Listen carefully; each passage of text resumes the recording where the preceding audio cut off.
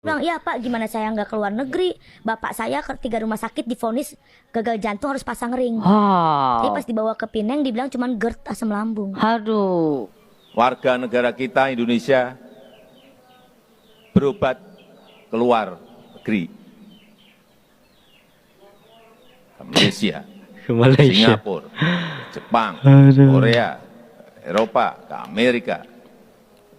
Waktu bokap gue sakit. Nah, awalnya itu pada tahun 2018 ya kan. Dia ini mengeluh sakit kepala, pusing gitu kan. Terus penglihatannya berkurang. Nah, sewaktu didiagnosa di rumah sakit Medan, dia ini dibilangnya vertigo. Akhirnya minum obat-obatan untuk vertigo lah. Terus kemudian sempat juga mengkonsumsi obat untuk mata supaya penglihatannya lebih cerah gitu kan. Nah, setelah beberapa bulan tidak kunjung sembuh, akhirnya pindah lagi lah bokap gue ke rumah sakit yang berbeda tapi masih tetap di Medan. Nah, di situ ternyata dokternya bilang bukan vertigo tapi penyempitan pembuluh darah di otak. Oke, setelah melakukan beberapa perawatan, check up, minum obat, nggak kunjung sembuh juga nih bokap gue ya kan. Karena nggak puas, pergilah mereka ke rumah sakit yang ada di Pineng. Pada saat di rumah sakit di Pineng, akhirnya ketahuan bokap gue ini kena gagal ginjal sudah stadium 4. Astagfirullah. Hai semuanya, assalamualaikum warahmatullahi wabarakatuh. Welcome back to my channel React TV. Oke, apa kabar hari ini? Mudah-mudahan kabar daripada kalian semuanya semoga baik-baik saja. Oke, di video kali ini jom kita reaction bareng nih teman-teman ya. Ini sangat seru sekali di TikTok teman-teman. Pengakuan daripada orang tua pasien di Indonesia yang sedang berobat, memilih berobat ke Pinang atau ke Malaysia teman. Kenapa? Why ke Malaysia? Ini ceritanya sangat sedih sekali teman ya. Di Indonesia padahal sakitnya cuma asam lambung atau sakit ringan lah istilahnya seperti itu. Tapi di Indonesia itu diagnosa sakit apa? Ini sangat-sangat berat sekali teman-teman. Padahal ketika berobat ke Malaysia itu cuma penyakitnya ringan loh. Wah, ini dokter Indonesia profesional tapi memeras. Mau memodifikasi tubuh manusia kayaknya. Aduh ampun. Oke, seperti apa videonya jom kita play bersama. Let's go. 3. Awalnya Pak Jokowi nge-tweet di Twitter kan. Pak Terus Jokowi, tentang banyaknya 2 juta rakyat Indonesia yang berobat ke luar negeri. Betul. 1 juta orang ke sini, ini ke sini gitu dispesifikasiin. Terus aku lihat tuh di bawah tuh ada ribuan orang pada curhat. Di situ lu mulai baca satu-satu. Iya Bang, iya Pak, gimana saya nggak keluar negeri? Bapak saya ke 3 rumah sakit divonis gagal jantung harus pasang ring. Tapi pas dibawa ke Pineng dibilang cuman GERD asam lambung. Aduh. Gitu. Jadi itu banyak banget, banyak yang curhat gitu loh Bang. Iya. So aku mikir kan, ini kan Pak Presiden curhat. Apa Presiden membuat sebuah tweet, rakyat-rakyat pada curhat. Iya wajar. Saya kan juga wajar. rakyat nih. Nah. Boleh dong curhat. Boleh. Karena aku baru aja kejadian 2 hari atau 3 hari lalu. Apa? Mertuaku. Jadi berobat, pendengarannya tiba-tiba terganggu. Tiba-tiba suara zzzz, kayak gitu. Ini nyamuk masuk kuping Bukan dong. Bukan dong. Lu pernah gak sih? Pernah. Nyamuk terus kita Aku pernahnya semut. Anjir. Semut pernah masuk kuping aku. Iya, tapi ada suara zzzz, kayak gitu. Tapi keluar lagi. Keluar lagi, keluar lagi. Terus Nah, kupingnya kalau mertua sakit. aku enggak bukan semut, bukan laler ya. Nah, terus terganggu akhirnya, tapi masih bisa dengar, cuman harus iya mah harus agak kencang gitu. Secara tiba-tiba. Oke. Dibawa ke rumah sakit, terus abis itu dirujuk ke rumah sakit lain khusus THT. Balik lagi ke rumah sakit awal, pokoknya udah ke 3 dokter, udah sampai ronsen, udah sampai tes diabetes gitu-gitu kan. Nah, terus dibilangnya katanya ada istilahnya tuh SSHN apalah gitu nama. Oh, bahasa kedokterannya. medisnya. Tapi Iya. dokter bilang, atau bahasa awamnya kita bilang stroke telinga. Oh, ada struk telinga ternyata. Iya, ternyata ada. Aku pun baru tahu. Kita pun di rumah baru tahu pas mama mertua pulang ke rumah kan kayak Struk telinga. iya, stroke telinga kan. Terus Coba ya, kita cari ya. Iya. Kita cari. Oke, lanjut. kita Ini akan pernyataan kehilangan Jokowi ngeluh negara rugi 180 triliun karena WNI pilih berobat ke luar negeri. Iyalah, nggak mau berobat, tidak hanya mahal, tapi pelayanannya kurang bagus di Indonesia ini. Ini manusia loh, bukan hewan. Ayolah perbaiki benah. Contoh negara Malaysia itu. 11,5 miliar US dollar. Wow. Kalau dirupiahkan 180 triliun. Kita harus memperkuat industri kesehatan dalam negeri. Ini bolak-balik saya sampaikan. 1 juta lebih warga negara kita Indonesia berobat keluar negeri. Ke Malaysia, Ke Malaysia. Singapura, Jepang, Aduh. Korea, Eropa, ke Amerika. Dan kita kehilangan 11,5 miliar US dollar. Kalau dirupiahkan 180 triliun. 180 triliun hilang. Karena warga kita tidak mau berobat di dalam negeri. Dan pasti ada Iya. Saya paling benci dokter ini di daerah saya itu jahat-jahat temen ya. Orang tidak mampu masih dimintain uang diperas. Diponis ini itu. Makanya banyak loh tetangga saya itu anaknya sakit jarang dibawa ke dokter. Dirawat sendiri di rumah. Pakai jamu, kunyit, jahe, apa. Karena mereka takut divonis ini, divonis itu, akhirnya harus ngamar di rumah sakit. Itu ya nggak tahu lah. sebabnya kenapa nggak mau berobat di dalam negeri. Gue ngeliat Oke, di ini Twitter lanjut. Kiki itu lagi rame banget ya. Dia membahas soal perbedaan diagnosa mertuanya yang lagi sakit telinga. Jadi di Indonesia dibilangnya mertuanya itu kena stroke telinga.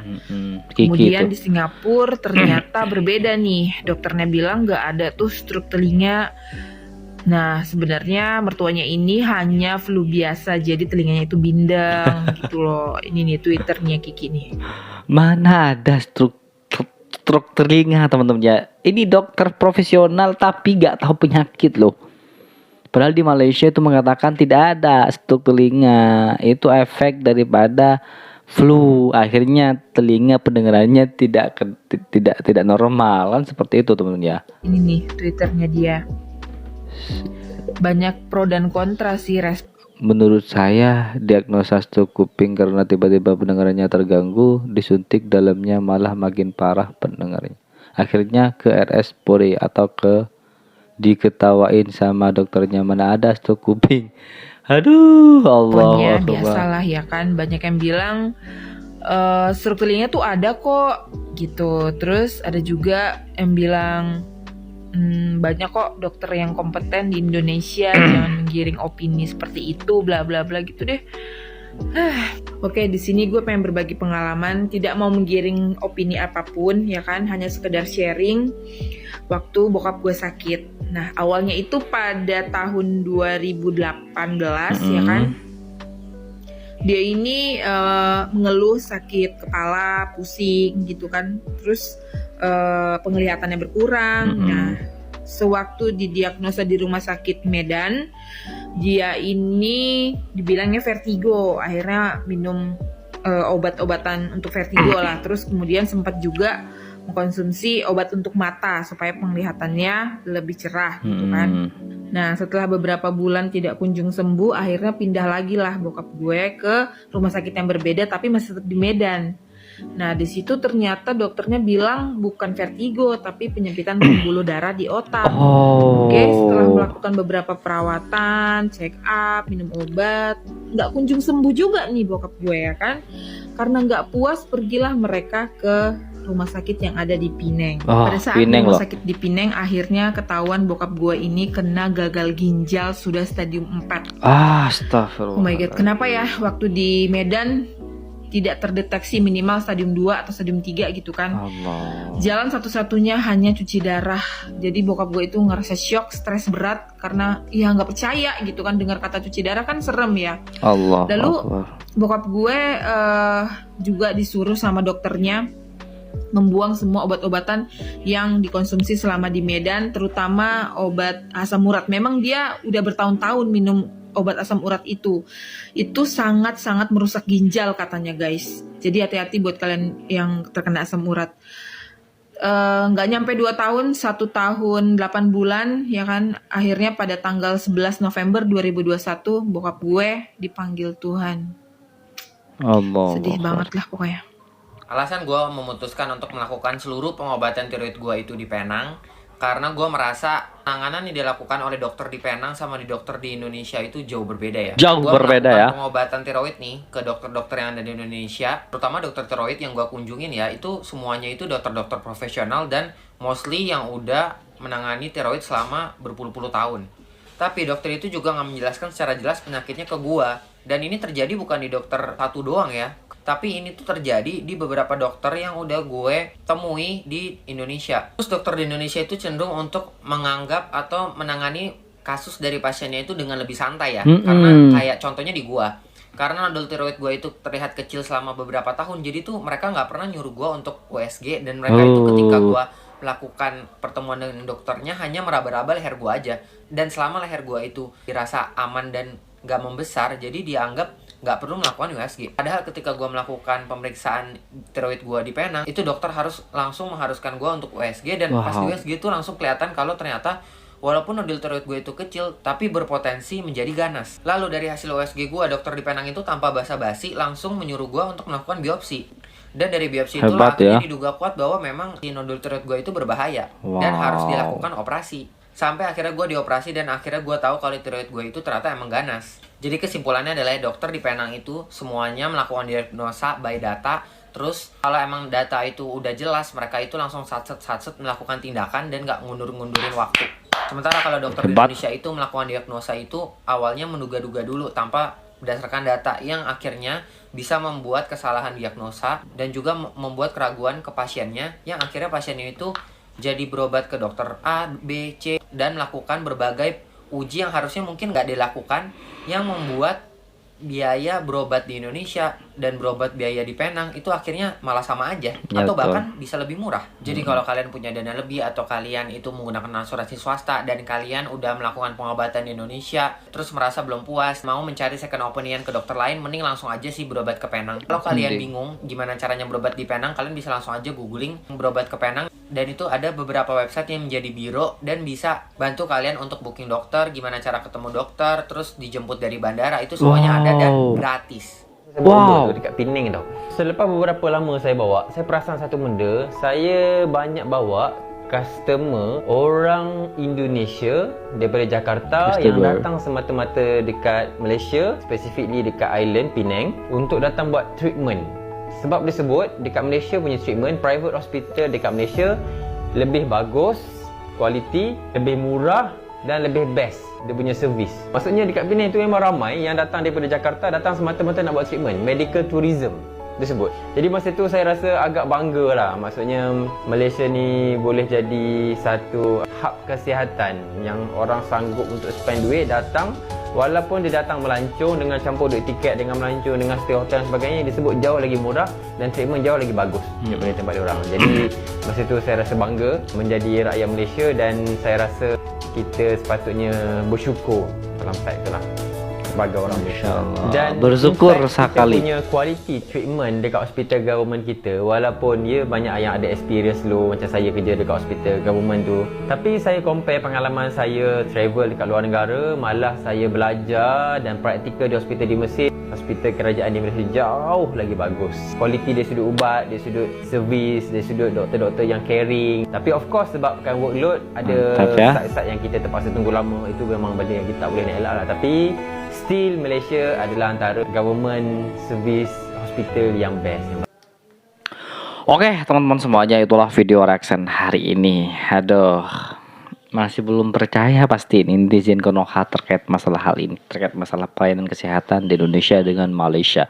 Saya bukan nak banding-bandingkan, cuman faktanya emang harus seperti itu. Dengan cara beginilah kita harus membenah negaranya sendiri lebih baik daripada negara Malaysia.